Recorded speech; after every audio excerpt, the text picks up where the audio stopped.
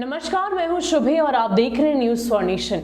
बिहार में 84 दिनों का इंतजार खत्म हुआ, कैबिनेट विस्तार हुआ, लेकिन अब इन सब के बीच विधान परिषद की खाली 12 सीटों पर लॉबिंग तेज हो गई है।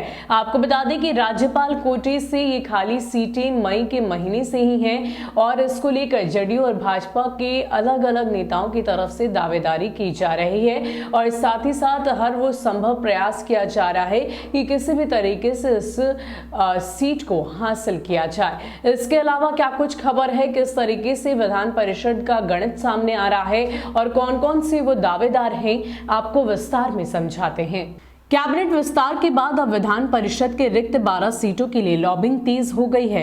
राज्यपाल कोटे से ये सीटें पिछले साल मई से ही खाली है। भाजपा और जदयू नेताओं ने अपनी अपनी दावेदारी के लिए ताकत झोंक दी है। सरकार में शामिल 2 मंत्री जदयू के अशोक चौधरी और भाजपा के जनक राम का उच्च सदन के लिए मनोनयन पहले से ही तय है। शेष 10 सीटों को लेकर दावेदारी का दौर चरम पर है।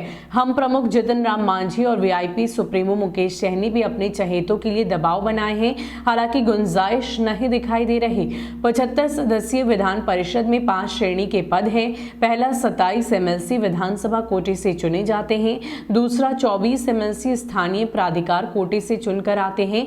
6 सीटें शिक्षक और स्नातक कोटे की है, वहीं 12 सीटें राज्यपाल मनोनयन कोटे की है। वर्तमान में 16 सीटें रिक्त है। इसमें 12 सीटें राज्यपाल मनोनयन कोटे की है, जबकि 4 सीटें स्थानीय प्राधिकार कोटे की है। सुशील मोदी के राज्यसभा जाने और विनोद नारायण झा के विधायक बनने के बाद विधानसभा कोटे की खाली दोनों सीटें भाजपा के खाते में गई। इसके चलते राज्यपाल कोटे की 12 सीटों का बंटवारा बराबरी के आधार पर होना है। मंत्री शाहनवाज हुसैन और पशुपालन मंत्री मुकेश सहनी भाजपा कोटे से एमएलसी मनोनीत हो चुके हैं। ऐसे में राज्यपाल कोटे की सीटों पर भाजपा और जदयू से 6 एमएलसी का मनोनयन तय माना जा रहा है।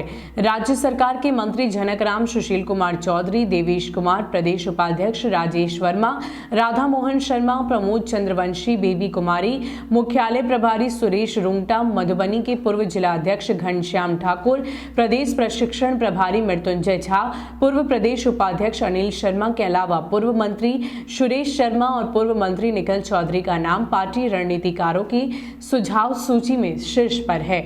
जेपी नड्डा के करीबी राजेंद्र गुप्ता की भी चर्चा है।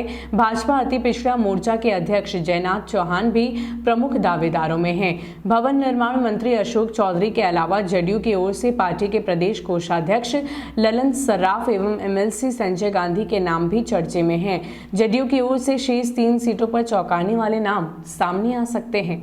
तो आपको बता दें कि बिहार के पूर्व डिप्टी सीएम और साथ ही साथ विनोद नारायण झा के जाने से 2 सीटें जो खाली हुई उससे भाजपा कोटे से ही मंत्री बनाया गया, यानी कि पहले मुकेश सहनी और दूसरे सैयद शाहनवाज हुसैन। अब ये बात तय मानी जा रही है कि जो 12 सीटें राज्यपाल कोटे से बची हुई है उसमें बराबरी का बंटवारा होगा, यानी कि 6 मंत्री जदयू कोटे से होंगे और 6 भाजपा से होंगे। कुछ दावेदार हैं जिनका नाम हमने आपको इस वीडियो में बताए हैं और साथ ही साथ जदयू में 6 में से 3 के नाम तो बताए जा रहे हैं, लेकिन 3 और कौन होगा ये तो भविष्य के गर्व की बात है।